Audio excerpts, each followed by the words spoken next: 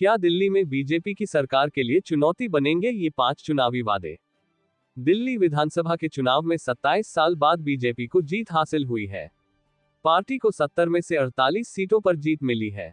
BJP में नए मुख्यमंत्री के लिए चेहरे की तलाश भी शुरू हो गई है। इस चुनौती से निपटने के बाद पार्टी के लिए चुनावी वायदों को पूरा करना और दावों को सच कर दिखाना बड़ी चुनौती बन सकता है।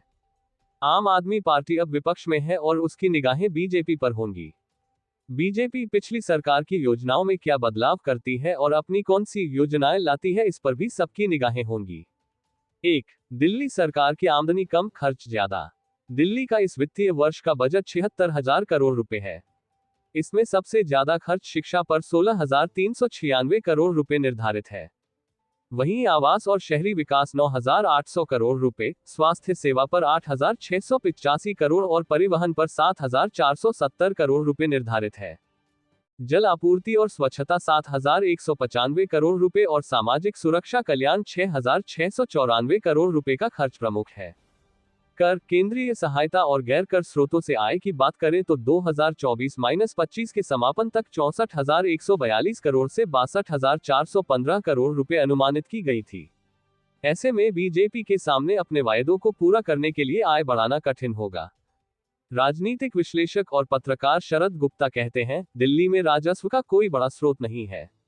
राजस्व बढ़ाने के लिए नए रास्ते तलाशने होंगे। केंद्र और राज्य दोनों जगह एक ही सरकार है। ऐसे में स्पेशल पैकेज के तहत दिल्ली सरकार को सहायता मिलेगी तो ही बात बनेगी। 2. फ्री योजनाएं और मासिक पेंशन बढ़ाएंगी बोझ। महिलाओं को 2,500 रुपए प्रतिमाह देने का वादा को पूरा करने के लिए करीब 11,000 करोड़ रुपए खर्च होने का अनुमान लगाया गया है। आम आदमी पार्टी की गणना को ही मान ले तो 38 लाख महिलाएं इसकी पात्र हैं। चुनाव आयोग की रिपोर्ट के अनुसार दिल्ली में करीब 24.5 लाख ऐसे बुजुर्ग हैं जिनकी उम्र 60 साल से अधिक है। इन्हें 2,500 से 3,000 रुपए मासिक पेंशन का वादा किया गया है। इनकी मासिक पेंशन पर भी 4,100 करोड़ रुपए के खर्च का अनुमान है। इसके साथ ही फ्री बिजली और पानी योजना को जारी रखने के लिए भी करीब 11,000 करोड़ रुपए की आवश्यकता होगी। 500 रुपए में गैस सिलेंडर और होली और दिवाली पर इसे फ्री देने की पेशकश भी सरकार का बजट बढ़ाएंगी।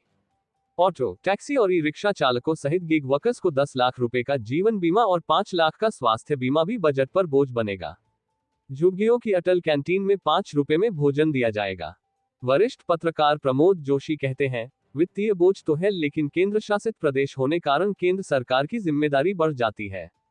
बीजेपी राजस्थान, मध्य प्रदेश सहित अन्य राज्यों में इस तरह की योजना चला रही है। ऐसे में कोई बड़ी वित्तीय दिक्कत नहीं दिखाई देती। दोनों जगह उन्हीं की सरकार है तो वित्त का मसला सुलझ जाएगा।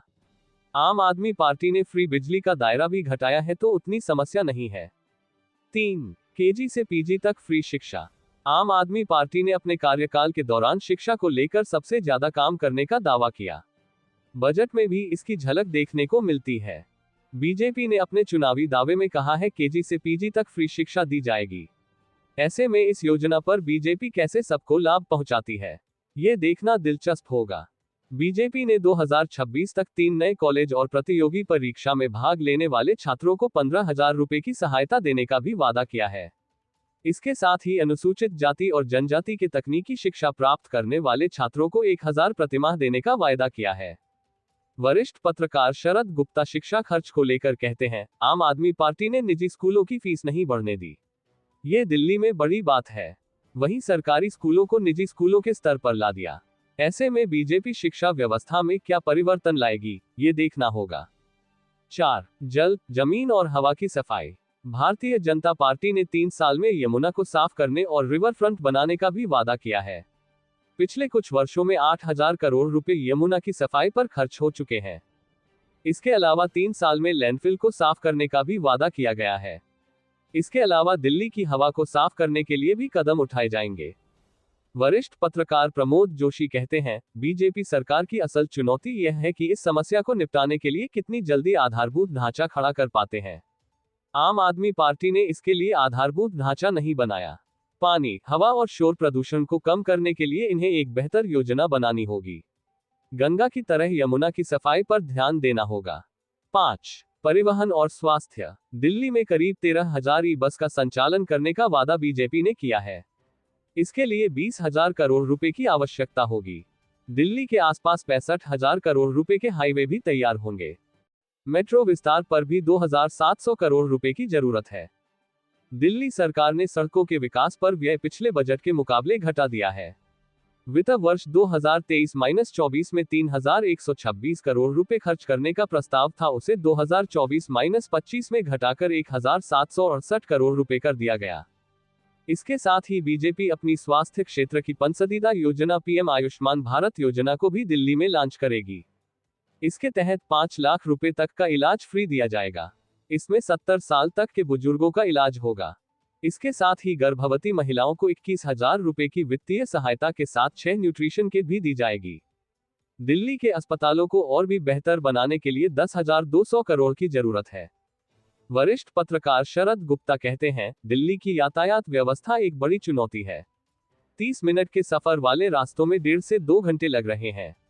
ये किसी व्यक्ति की उत्पादकता को भी प्रभावित कर रहे हैं।